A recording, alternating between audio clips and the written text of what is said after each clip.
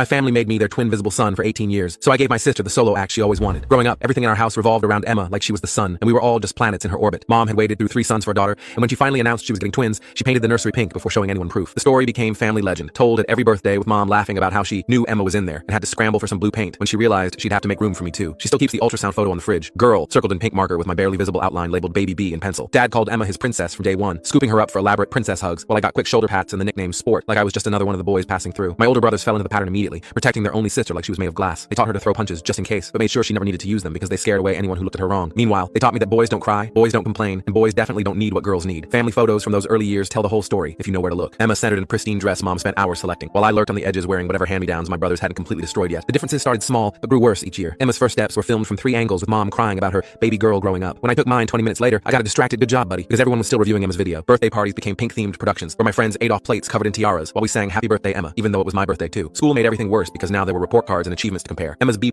in math meant ice cream celebrations and speeches about how math is harder for girls, so we're extra proud. When I brought home straight A's, Mom glanced at them while doing dishes and reminded me that boys are supposed to do well in school. The message was clear. Emma's mediocrity was worth more than my excellence because she was the one they waited for. By high school, I learned to stop hoping for things to change. Emma needed a bedroom makeover for her difficult teenage years, complete with fairy lights and a vanity mirror that cost more than my entire wardrobe. Meanwhile, I still shared a room with my second oldest brother who thought tormenting me was a sport, with only a thin curtain dividing our space for privacy. She got a car at 16 because it's more dangerous for girls to take the bus, and I got nothing except the free bus pass the school provided to low-income students, even though we weren't low-income, just selectively cheap when it came to me. Everything built toward our 18th birthday, like a storm gathering strength. Mom started planning 6 months in advance, creating Pinterest boards and visiting venues. She showed Emma endless options for themes and color schemes, while I sat at the same table practically invisible. When I finally asked about having my friends there, she patted my hand absently and said, "Of course, honey, you can invite a couple people to Emma's party." That's when I knew this wasn't our birthday, it was Emma's. 3 weeks before the big day, I overheard Mom talking to the party planner while she thought I was at practice. "Just the one birthday girl," she said. "Her twin brother will be there, but we want to keep the focus on Emma since 18 is so special for girls." She went on about the rose gold color scheme, the 3-tier cake, the photo booth with custom neon signs reading Emma's 18 in cursive, not even pretending to include me anymore. I made my decision right there in the hallway. I texted my best friend asking about that camping trip he'd mentioned, and within hours, 6 guys were committed to spending my birthday weekend at the lake. I told my parents there was a mandatory team building retreat for baseball that college scouts would attend. Mom barely glanced up from her party planning binder when I mentioned it. "That's fine, we'll save you some cake." The day arrived, and I felt nothing but relief flooding through my chest. While Emma got her hair professionally styled in the kitchen, surrounded by Mom's friends cooing over her, I threw camping gear into my friend's beat-up truck, while she posed for pre-party photos in a dress that cost more than my entire birthday had ever been worth. I was driving toward freedom with the windows down and music blasting. My phone started buzzing before we even reached the lake, but I turned it off and didn't look back. That night, sitting around a campfire with nowhere else I'd rather be, my friends sang Happy Birthday at midnight with no Instagram-worthy backdrops or champagne flutes in sight. When I finally turned my phone back on Sunday morning, the screen lit up with proof of the chaos I caused. 43 missed calls, but between Mom's angry texts was a voicemail from an unknown number, time-stamped 12:01 a.m. "Jake, this is your birth mother. We've been waiting 18 years to contact you legally. I know what they told you, but you deserve the truth. Your adoptive mother was pregnant with a girl but lost her at 7 months. When she went to adopt, the agency said you and Emma came as a package deal. Twins who couldn't be separated. She only wanted Emma. You were just the price she had to pay to get her daughter. I'm so sorry. Please call me back." Full story on channel. Link below.